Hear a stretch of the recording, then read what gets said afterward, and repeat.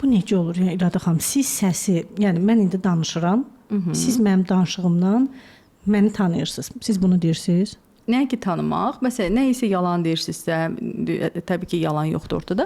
Ümumiyyətlə də alt fikriniz varsa, niyyət varsa, tutalım nə desə bir insan, başqa şey danışır. Danışır ki, əlayam, hər şey gözəldir, möhtəşəmməm, meditasiya deyirlər də, meditasiya eləyir, xoş sözlər deyir. Yenə də onun səsinin altından hər şeyi görmək olur.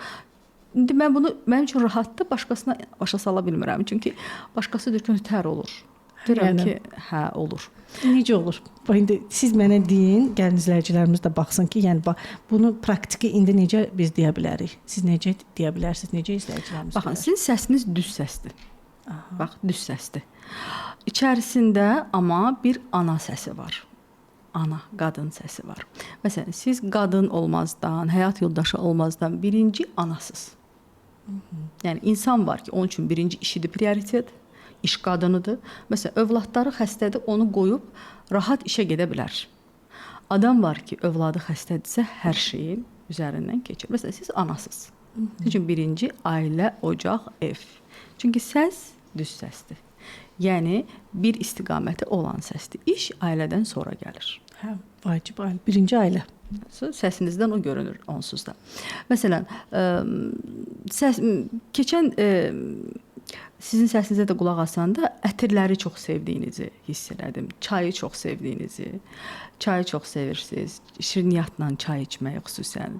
O yeməkdən sonra tam pəhriz saxlasaz da şirniyyatla biraz çox dostsuz. Çox əziyyətini çəkirsiniz o pəhriz prosesində. Və səsdən bunu deyə biləcəksiniz ki, siz bunu necə hiss edirsiniz ki, ətirləri. Hə, çünki səsin özündə qadınlıq o qədər çoxdur ki, məsələn, oturub söhbət eləyə-eləyə insanlarla kontakta girmək var sizdə. Hə, adam var ki, tutalım, onun üçün maraqlı deyil qabağındakı adam. Çay içdi, durdu, çıxdı, getdi. Amma siz yox, siz insanın dərininə inirsiniz. Bu nə zaman olur? Bir çay süfrəsi arxasında. Səsinizin dərinlikləri var.